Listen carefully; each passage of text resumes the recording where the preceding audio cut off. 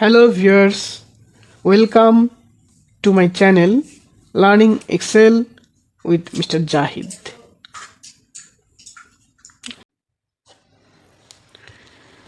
এখানে কিছু ডাটা দেওয়া আছে। এই ডাটাগুলোর মধ্যে সেলসম্যানের নাম আছে এবং মান্থ ওয়াইজ তাদের কিছু আর্নিংস এখানে দেওয়া আছে। তো এগুলো ভ্যালু দেখে দেখে আইডেন্টিফাই করাটা একটু ডিফিকাল্ট এবং সময় সাপেক্ষ হয়ে যায়। সেজন্য এটা যদি আইকনের দ্বারা প্রকাশ করতে চাই তাহলে কন্ডিশনাল ফরম্যাটিংয়ে যেতে হবে। কন্ডিশনাল ফরম্যাটে গিয়ে আইকন সেটসে গিয়ে এখানে বেশ কয়েক ধরনের আইকন আছে, আমি যেটা ইচ্ছা সেটা নিতে পারি। এখানে বাই ডিফল্ট কিছু করা আছে। এখানে প্রথমটা 3টা টাইপ, অর্থাৎ একটা ডাটা হলে সে উপর দিকে থাকবে, একটা নিচের দিকে, একটা সমান, অর্থাৎ মাঝামাঝি একটা ডাটাকে সে নির্দিষ্ট ভ্যালু ধরে সেই হিসেবে আইকনগুলো দিবে।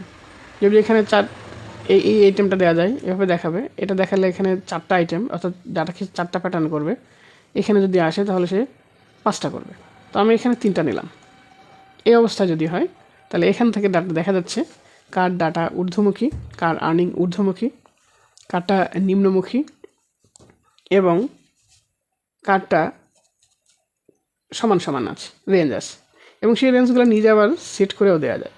আইকন এখানে এসে যখন এটা নিয়েছি, তো এইটা নেওয়ার আগে এখানে আমি যে আইকনে গিয়ে এই যে মোর রুলসে গেলাম। মোর রুলসে গিয়ে এখানে সেট করে দেয়া আছে ভ্যালু, অর্থাৎ কত ভ্যালুর চাইতে কত হলে কী অবস্থা হবে। তো এখানে যে পার্সেন্ট প্রথমে আছে হচ্ছে আইকন সেট এখানে আমি কয়টা কালার নেব, 2 কালার, 3 কালার। তো আমি এখানে 3 কালার নিলাম। অর্থাৎ কালারের উপরে কালার কম বেশি হবে সেক্ষেত্রে। তো আর লোয়েস্ট ভ্যালু এখানে দেওয়া আছে, এটাকে নাম্বার করে দিতে হবে। পার্সেন্টেজ এখানে নাম্বার করে দেবো মিড ভ্যালু, আর এখানে হাইস্ট ভ্যালু আছে। তো লোয়েস্ট ভ্যালু এখানে 0 দেওয়া আছে, মিড ভ্যালু 0 দেওয়া আছে, হাইলাইটেড ভ্যালু এখানে কিছুই দেওয়া নেই।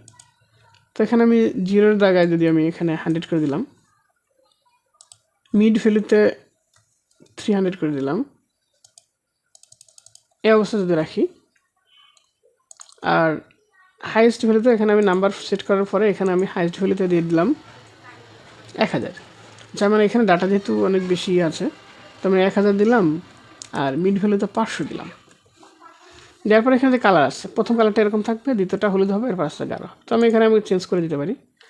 যদি প্রথম দিকে থাকে তাহলে আমার সেটাকে হলুদ কালার দিবে, নিচের দিকে যদি থাকে।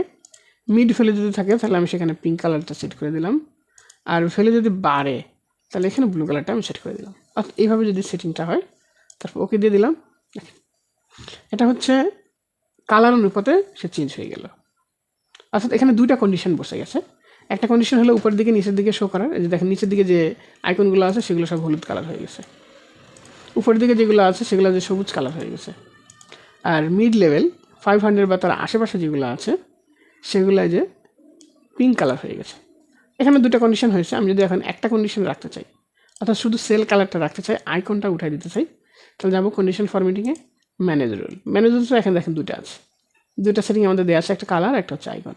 তো এখানে আইকনটা আমি ডিলিট করে দিলাম, আইকনটা সিলেক্ট করে ডিলিট রুলস দিয়ে ওকে করে দিলাম, বাস। এখানে দেখেন এভাবেই পরিবর্তন হয়ে গেছে। পিঙ্ক কালার, তারপর আস্তে আস্তে সবুজ কালার, হলুদ থেকে পিঙ্ক, পিঙ্ক থেকে আস্তে আস্তে সবুজ।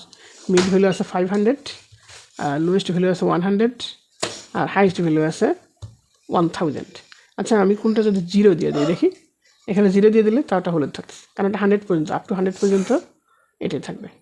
আবার 1000 উপরে গেলেও এখানে যে 964 আছে এই সেলটাতে, এখানে আমি 1000 দিয়ে দিলাম।